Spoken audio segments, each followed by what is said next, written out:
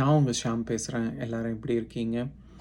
எல்லாரும் நல்லா இருக்கணும்னு நினைக்கிறேன். இன்னைக்கு நான் ஒரு நியூஸில் பார்த்தது ரொம்பவே மனதுக்கு கடினமாக இருந்தது. வெள்ளக்கோவிலில் பார்த்தீங்கன்னா, மலையப்பன் சொல்லிட்டு ஒருத்தர், அவருக்கு வயது 48. அவங்களோட மனைவி லலிதா. இவங்க 2 பேருமே ஒரு தனியார் பள்ளியில் வேலை செய்கிறாங்க.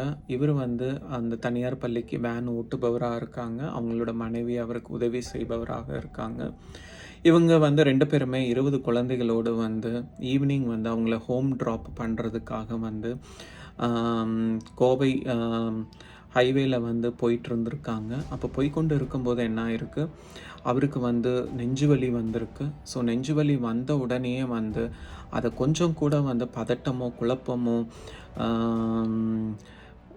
படாமல், அது மனைவி கிட்ட கூட சொல்லாமல் வண்டியை ஓரமாக மரத்தின் அடியில் கொண்டுட்டு போய் நிறுத்தி தன் உயிரை கடைசி நேரத்தில் அவர் இறைவனடி சேர்ந்து விட்டார். இந்த இடத்துல நான் பதிய விடுவது என்னவென்றால், அதாவது சொல்ல விரும்புவது என்னவென்றால், நம்ம வாழணும், மற்றவர்களையும் வாழ விடணும்.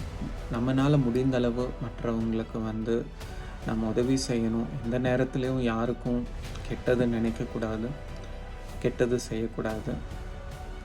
ஸோ அவர் பார்த்திங்கன்னா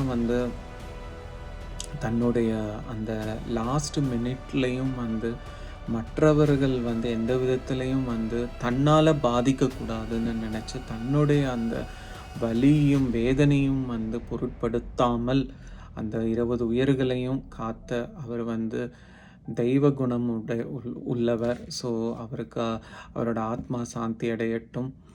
அதே மாதிரி நம்மளோட தமிழக முதல்வரும் தன்னுடைய இரங்கல் இதில் இவரை குறிப்பிட்டு இருக்காரு. அதற்காக நன்றி.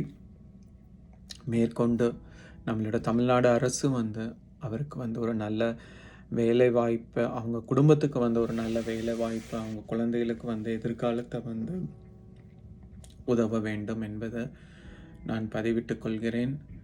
உண்மையிலேயே இந்த மாதிரியான மனிதர்கள் இருப்பதனால தான் உலகம் இனியும் ஓடிக்கொண்டே இருக்கிறது.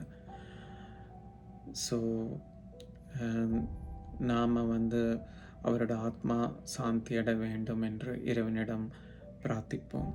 நன்றி, வணக்கம்.